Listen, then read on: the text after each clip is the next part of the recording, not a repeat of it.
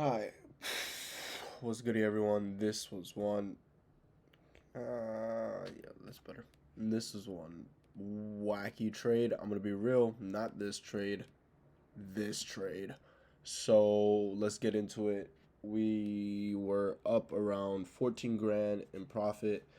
Didn't end up closing, um, primarily because we wanted to hit TP. Our TP on this was 32 grand. Um, So, yeah, let's see what happened, what went right. Our setup right now is actually happening right now as we're talking. This little area over here with the early breakout to the upside. So, gonna look for a re-entry after what is it called? This session because I do not want to exceed my overall max drawdown. So, or not max drawdown, equity. So you have to know how to play it smart. Is my twist falling out? Just redid my twist. Anyway, let's get into this because during this trade I was talking with a friend and he was telling me he was taking his profit. Obviously, if you know how I trade, we either hit TP or SL. That's how it goes. But I sat there, I was like, huh. There were so many opportunities I had in order to take our profit and leave the market. Even when seeing market was not the most probable. Should we have taken our profit? I'm happy we didn't. Not because, stopped out. I could care less about that. What I care about is learning how to make sure that we're able to understand the market, understand the execution, and understand even times like these where, okay, maybe it's not too bad to take profit because market has no idea what it's doing as a whole. But if I'm being real, that's me saying it right now. Remember, you're a completely different person compared to when you're talking right now and when you're actually on the chart. So, if I'm being realistic, no, I would have kept holding. I've seen situations where price fully retraces, about to stop you out, then makes an overall move. Like, it just happens. So, with our swing trading strategy, because this was definitely a swing trade, held this for 2 days. Um, you know, just have to wait and see that out. But for our scalping strategy, which is how we will be approaching London session, um, for the rest of the week, that is a little different, and I'll go into that later. Anyway, because I'm not trading New York, there's no way. There's no way. So let's get into it. This trade was taken off of. Let's close. Let's hide this. We'll go like this. Okay, perfect. Last week, like I said, we broke weekly structure back to the upside here and here, so we knew we were bullish. That's self-explanatory. Daily, there was a fair value gap. I know it's only me watching this video, but I am going to unlist it soon, so for anyone that's watching, you have to watch the last video to understand, obviously. But I could just explain it now so you don't have to. I'll help you out. Fair value gap here, I wanted to see it get filled and push back to the upside. Seen it get filled, and now we're seeing that push back to the upside. Realistically, should I have been more patient to wait 2 days to trade New York? Yeah, but I don't trade New York if I'm being honest. Like, New York sessions kind of like the last thing I trade, especially on a flash manufacturing PMI day. So, would I have liked to? Shoot, yeah, what? This would have been a great entry, great trade. But maybe we'll hit it during London, so we'll see. Anyway, where was the area? Right here. This is where we filled the fair value gap. Remember, this trade was taken on what, Sunday? So it was a while ago. 15-minute broke structure to the upside right here. Right here, this is where our entry was. Our target was these highs all the way at 1996, which to the majority of people is crazy, and to me is even crazier. But I was looking at everything. I wanted to see a 4-hour close. If we would have had broken structure up here, we 100% would have hit take profit, but we never did. So, in result, price ended up doing its thing, being janky, tracing back to the downside, taking out liquidity, me, and then now breaking structure back to the upside, making its overall move. Which, if it does break structure here, finally we'll see that overall move to the upside. And do I want that to happen during New York? No.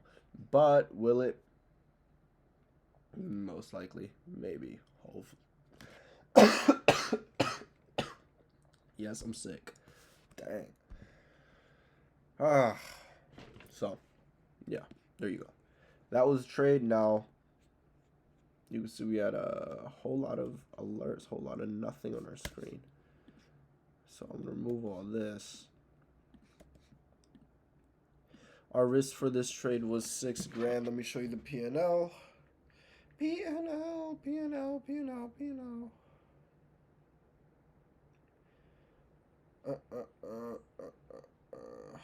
So this was the trade.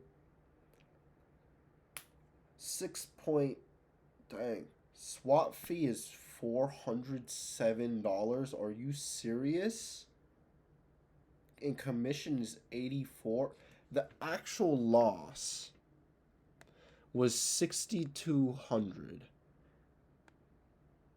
The balance for the loss is 6,700.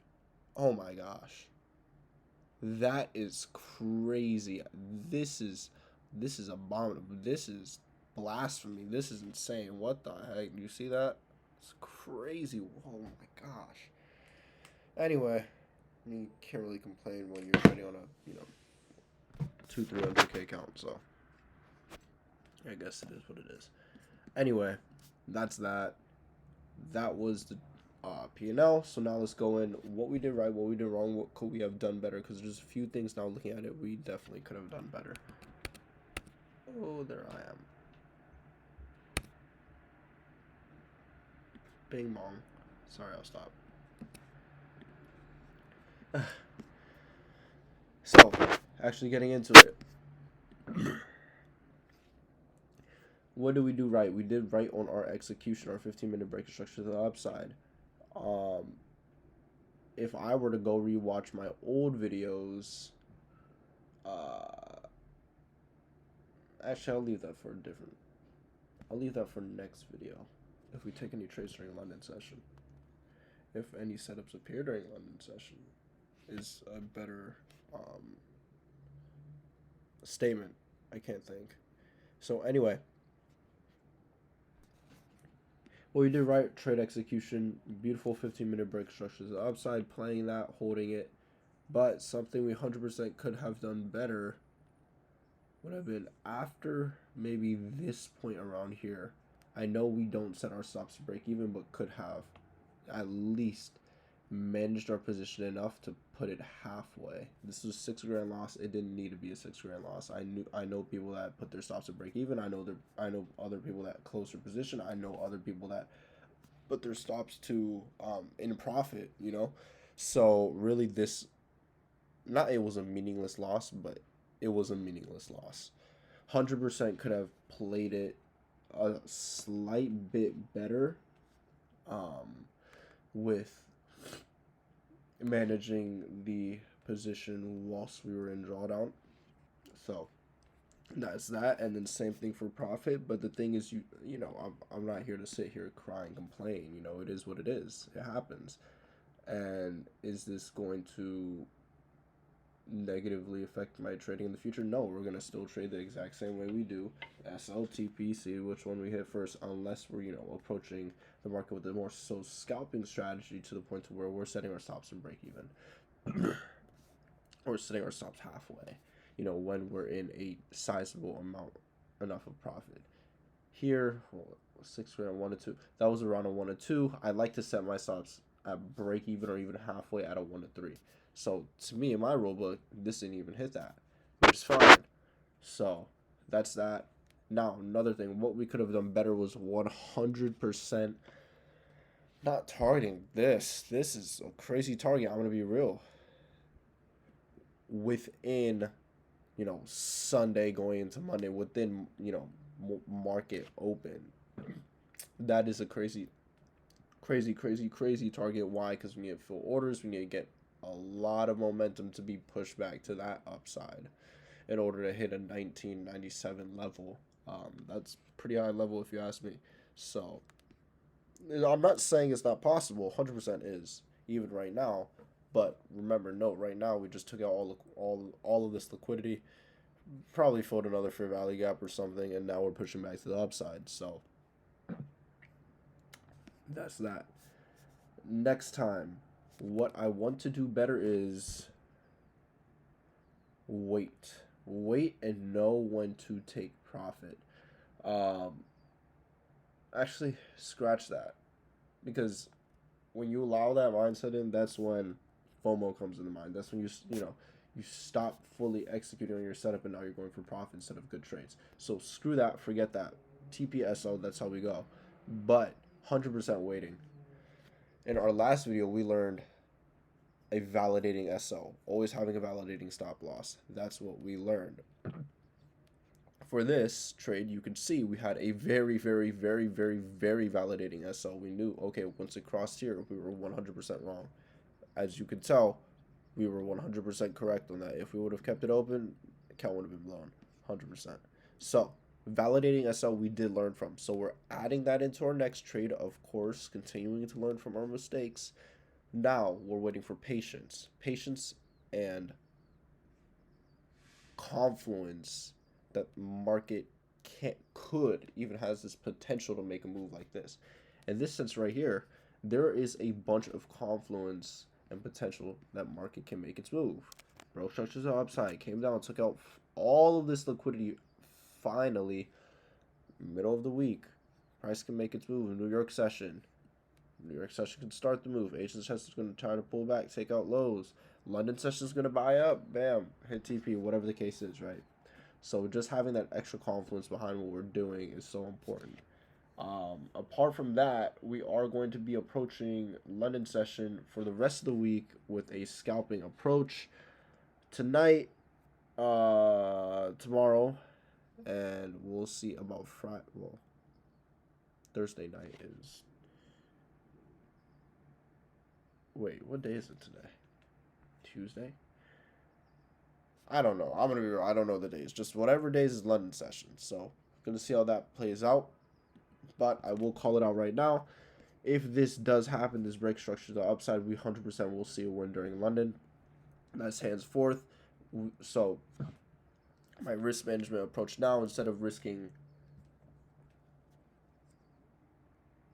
I'm splitting my risk percentage in half.